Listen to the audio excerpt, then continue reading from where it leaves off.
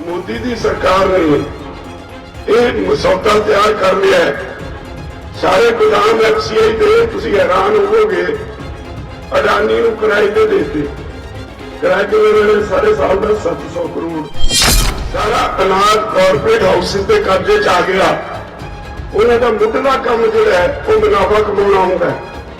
तो फिर corporate houses उन्होंने लोगों नाल तां कोई हमदर्दी नहीं होंगी, उन्होंने तो अपने मुनाफे नाल हमदर्दी होंगी है। जेड़ा दिन कानूनों की लड़ाई हो गई, ये भी असलियत है कि सरकार ने इन्ने कानून तैयार किए पे ने। टोटल सब कुछ देश का कुछ कॉरपोरेट घराने को बेचने की तैयारी हो। अंबानी कोल तेल सैक्टर और हैरान होवोगे तुसीं भाई ONGC जी सरकारी कंपनी है, उसकी भी रिफाइनरी है, अंबानी की भी रिफाइनरी है। जिहड़ा विदेशों जो कच्चा तेल आता है, साडी ONGC की रिफाइनरी तकनीकी पक्कों किसी तो घट नहीं। सैक्टर अडानी को, रेलवे अडानी को, हवाई अड्डे अडानी को, बंदरगाह अडानी को, ये सारा कुछ उन्होंने दे के हो कहते खेती सैक्टर भी अडानी को। अक्तूबर 2017 पता लग गई, क्योंकि मैं उस मीटिंग सी जिथे गल चली कि खेती च खड़ोत आ गई, इहनूं किवें तोड़िया जाए। उत्थे कॉरपोरेट्स ने कहा कि सानू जमीन दे 5-5, 7-7 हज़ार के क्लस्टर बना के दे दिओ, ठेका असीं खजाने जमा करा देंगे, 50 साल सानू ठेके ते दे दिओ ते साडे काम च जमीन का मालिक दखल ना दे। मैं उत्थे बड़ी सख्ती नाल एक गल कह के आया सी। मैं कहा सी जिधर तुसीं तुरन लगे हो बड़ा खतरनाक रस्ता है। मैं कहा सी एक गल समझ लिओ, असीं जिहड़े पंजाब और हरियाणे च वसन वाले लोग हाँ, साडा सभ्याचार एक है, असीं जमीन नाल जुड़े लोग हाँ। ते जदों असीं साडे अपनी सारी जमीन भी बेच दीए तो पिंड विच वसदे लोग जिन्हें जमीन बेची होंदी उहदे पुत्त नूं जिमींदार दा पुत्त कहंदे। जदों धीआं पुत्तां दे रिश्ते करदे आ, पहलां पुछदे आ भी मुंडे नूं जमीन किन्नी होंदी है। इहदा मतलब यह है भी सानूं जमीन तो कोई वख कर नहीं सकता। जिहड़ी ब्यों तुसीं बना रहे हो, जे इस पासे तुसीं गलती कर लई, याद रखियो पंजाब और हरियाणा दो सूबे तुहाडे वस च नहीं रहने। जिहदे कोल 2 किले आ भी, जिहदे कोल 20 किले आ भी, जिहदे कोल 50 किले आ भी, हरेक दे मोढे ते गंडासा होएगा, तुहाडे वस च कुछ नहीं रहना। ये मीटिंग में कह के आया, 2-3 साल सोची पे रह गए। मैं सबूत सवाद इकट्ठे करता रहा, पोलिटिकल लोगों को बुला के अपनी गल कहता रहा। अखीर सरकार ने ऑर्डीनेंस जारी कर दिते उस वेले जदों सारा पंजाब लॉकडाउन करके घर तूड़िया हुआ सी। तो मैनू ये समझ पैंदी है कि जे ये कानून लागू हो जाते ने, साडी मंडी टुट जाती है। अज बिहार च मंडी है नहीं। 2006 च बिहार की सरकार ने APMC एक्ट मंडी का जिहड़ा कानून है तोड़ दिता सी, खत्म कर दिता सी। अज जिहड़े तुहाडे कोल भईए लेबर का काम करन आउंदे ने, किसी नूं पुछो, कोई 5 किले का मालक है, कोई 4 किले का मालक है। उतों इस बारी जिहड़ा झोना आया 900 रुपए खरीद के व्यापारी ने इत्थे 1888 रुपये बेच लिया किसान के नाम से। यूपी विचों 1000 रुपये तो शुरू होंदा झोने की बोली ते 1100 ते मुक जाती। सिर्फ तुहाडे कोल मंडीकरण ढांचा है, क्योंकि कोई समा सी जदों देश अन्न पक्कों सैल्फ सफिशिएंट नहीं सी, आत्मनिर्भर नहीं सी। उस वेले हरे इनकलाब की शुरुआत हुई, सरकार की गर्ज सी, उदों सारा मंडीकरण ढांचा इत्थे बना दिता। पर मैनूं एक दस्सिओ, लैंडलॉक्ड स्टेट है, ਸਮੁੰਦਰ ਕਿਸੇ ਪਾਸੇ ਲੱਗਦਾ ਨਹੀਂ। ਪਾਕਿਸਤਾਨ ਨਾਲ ਜਾਣ-ਬੁੱਝ ਕੇ ਹਾਲਾਤ ਵਿਗਾੜ ਕੇ ਰੱਖਦੇ ਆ। ਮੈਂ ਨਹੀਂ ਕਹਿੰਦਾ ਵਿਗੜੇ ਹੋਏ, ਪੋਲੀਟੀਕਲ ਪਾਰਟੀਆਂ ਵਿਗਾੜ ਕੇ ਰੱਖਦੀਆਂ। तो फिर जे इत्थे MSP ते खरीद ना होवे, MSP तो मैं सैटिस्फाइड नहीं, मैं बड़ा सारी उम्र लिखता रहा ये, क्योंकि मैंने उसका कारण पता है। बड़ी वड्डी ठगी है। तुसीं जिहड़ा फार्म मिथरण कमीशन सरकार ने बनाया, ਉਹਦਾ अधिकार खेत्र पढ़ो, ਉਹਦੇ ਤੇ पाबंदियां ने बहुत सारियां, ਤੁਹਾਨੂੰ पा दिता ही नहीं जाता। ये तो टिकाउण वाली गल की जाती है भी लोग कितने टिके रहेंगे। ਅਸੀਂ ਉਹ ਲੋਕਾਂ ਜਿਹੜੇ ਕਦੇ ਲੇਖਾ ਜੋਖਾ ਨਹੀਂ ਕਰਦੇ, ਸਿਰ ਤਸੋ ਕੇ ਕੰਮ ਕਰੀ ਜਾਂਦੇ। ਤੇ ਮੈਨੂੰ ਯਾਦ ਹੈ ਜਦੋਂ ਅਸੀਂ ਇਸ ਪਾਸੇ ਤੁਰੇ, ਉਦੋਂ ਮਖੌਲ ਵੀ ਸਾਡੇ ਹੀ ਲੋਕ ਕਰਿਆ ਕਰਦੇ ਸੀ। ਮੈਂ ਘਰ ਆਉਂਦਾ ਸੀ, ਬਾਪੂ ਜੀ ਨੂੰ ਲੋਕੀ ਕਹਿੰਦੇ ਹੁੰਦੇ, ਅੱਛਾ ਮੁੰਡਾ ਬਾਪ ਦਾ ਆਇਆ। ਕਿਸੇ ਨੂੰ ਯਕੀਨ ਨਹੀਂ ਸੀ ਆਉਂਦਾ ਵੀ ਕਿਸਾਨਾਂ ਦੀ ਵੀ ਜਥੇਬੰਦੀ ਬਣ ਜਾਏਗੀ। ਅੱਜ ਉਹੀ ਜਥੇਬੰਦੀ ਜਦੋਂ ਕੁਝ ਸਮਾਂ ਪਹਿਲਾਂ ਪੀਕ ਤੇ ਪਹੁੰਚੀ, उस वेले पोलीटिकल लोगों को सब तो पहले तकलीफ हुई। उन्होंने किसान विंग बना रहे, किसान अकाली दल, किसान कांग्रेस दल जथेबंदी को तोड़ने वास्ते। अखीर वो कामयाब हुए, जथेबंदी टूट गई। ये अगे ग्रुप बनाते। फिर हुण जदों ये कानून बने, मैं सोची पिया भी पंजाब 135 लाख टन कणक हुंदी है।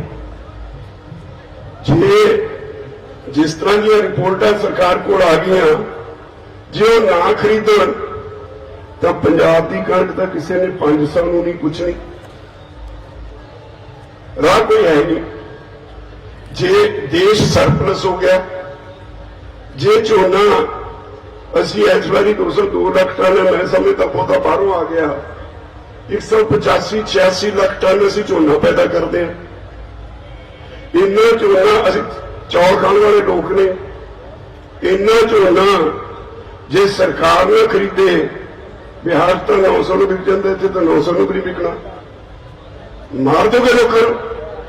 पोलीटिकल लीडरशिप आराम नाल बैठी है, तुहानूं वरतदी है, पिंडां च धड़े बनाए है, ते तुहाडे विचों ही जिहड़े ताड़ियां मारदे सी, मैनूं पता अद्धे ने अकालियां ने तुरना, अद्धे ने कांग्रेस ने तुरना, किसी ने आम आदमी पार्टी ने तुरना तुसीं। उस वेले जे असी कोई पोलीटिकल सिस्टम खड़ा करने की गल करेंगे, साडे विचों ही गालां कड्डणगे। ये कह देना बड़ा सौखा है। वो जिहड़े लोग जिन्होंने लोगों की लड़ाई नहीं लड़ी, जिन्होंने लोगों वास्ते कुछ किया नहीं, वो अज भी तुहाडे विच भारू ने। इस अंदोलन ने थोड़ा पीछे हटाए ने। इस अंदोलन तो लगता भी लोगों च बेविश्वासी है, उन्होंने पैर नहीं लगते। पर हुण की हो तुहाडे किसान संगठनों के नाम से वो रैलियां शुरू नहीं करती उन्होंने। असीं उतों कहा भी नहीं, पंजाब च रैलियां नहीं करनियां। क्यों कहा? क्योंकि साडे नाम से किसान संयुक्त मोर्चा के नाम से पोलीटिकल लोग विच घुसन लग पे। तो इस स्थिति च पोलीटिकल लाइन टो करके कितना कुछ तुहाडे कोल साधन ने, कितना तुसीं कुछ कर सकते हो, ये बहुत गंभीर मुद्दा विचारना।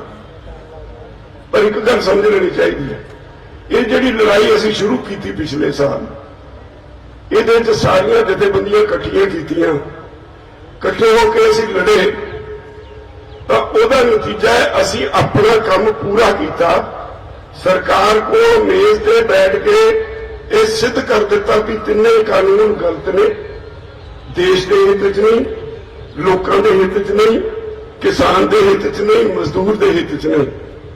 जे कानून लेंदे ने तो गरीब की रोटी कॉरपोरेट घराने के गोदामों च कैद हो जाएगी। एक सिर्फ एक गल नहीं मुकती। तुहानूं नहीं पता सरकार किस पासे तुरी हुई है। देश की सरकार, मोदी की सरकार ने यह मसौदा तैयार कर लिया है।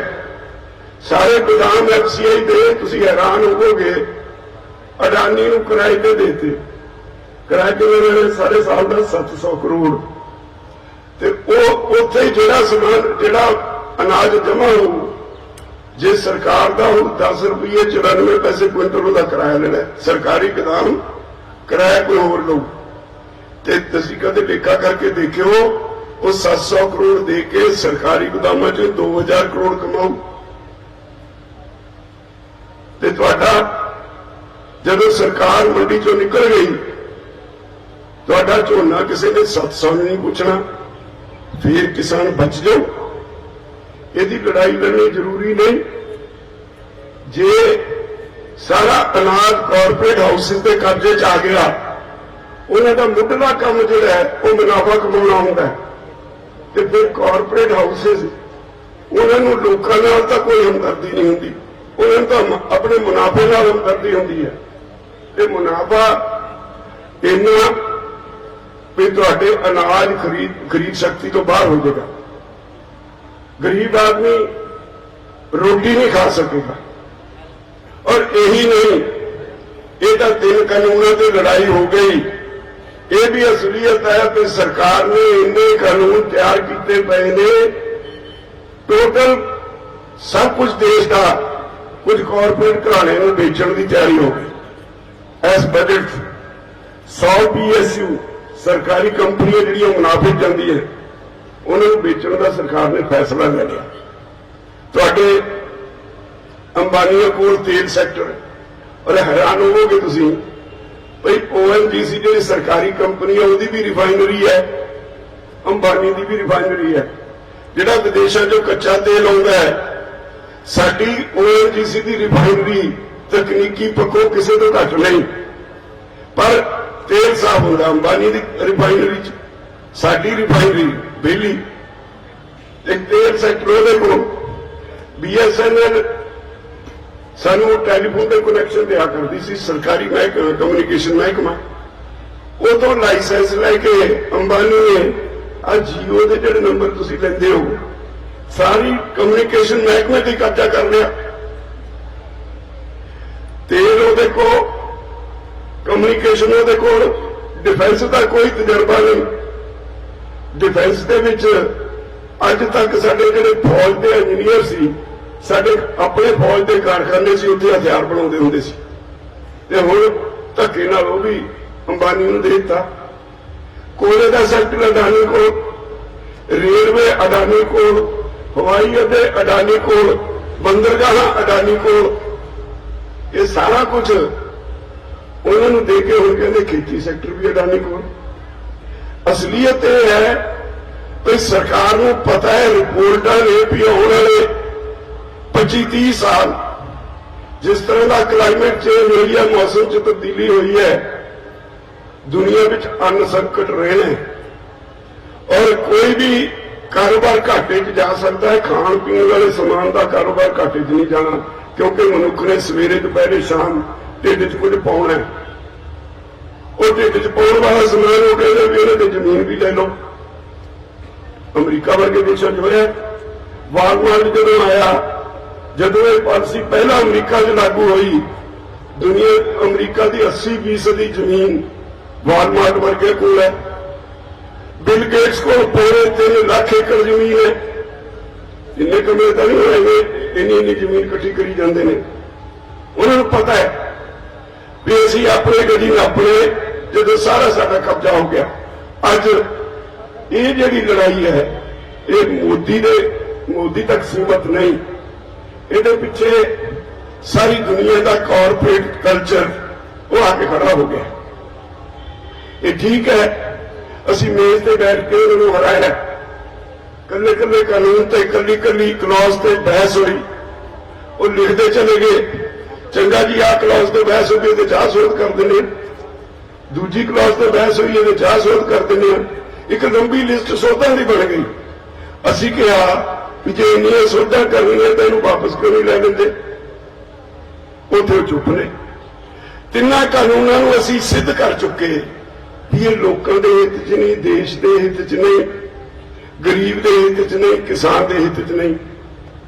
ਇਹ 3 ਕਾਨੂੰਨ ਕਾਰਪੋਰੇਟ ਘਰਾਣੇ ਦੇ ਹਿੱਤ 'ਚ ਨੇ, ਤੁਹਾਡੀ ਮੰਡੀ ਤੋੜਨ ਦੇ ਕਾਨੂੰਨ ਨੇ। ਤੋਂ ਉਹਦੇ ਕੋਲ ਕੋਈ ਜਵਾਬ ਨਹੀਂ। ਤੇ ਫਿਰ ਹੁਣ ਕੀ ਕਹਿੰਦੇ ਆ? ਕਹਿੰਦੇ ਜੀ ਇਹ ਕਲੌਜ਼ ਬਾਈ ਕਲੌਜ਼ ਬਹਿਸ ਨਹੀਂ ਕਰਦੇ। ਉਹਨੂੰ ਪੁੱਛੇ 6-6 ਘੰਟੇ ਦੀਆਂ ਮੀਟਿੰਗਾਂ, ਪਹਿਲੀਆਂ 4 ਮੀਟਿੰਗਾਂ ਕਾਹਦੇ ਤੇ ਹੋਈਆਂ?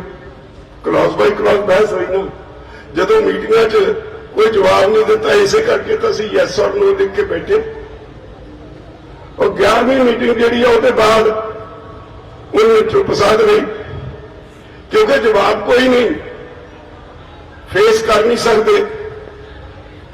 साडा काम जिहड़ा सी वो असीं पूरा कर दिता।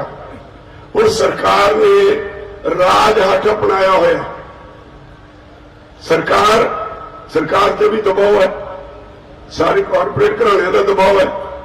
ਜਿਹੜੀ सरकार ने ਜਿਹੜੀ पॉलिसी, दो तरह की पॉलिसी, एक तो समाजवादी आर्थिकता अर्थव्यवस्था दुनिया च, या कैपिटलिस्ट इकोनॉमी सरमाएदारी अर्थव्यवस्था।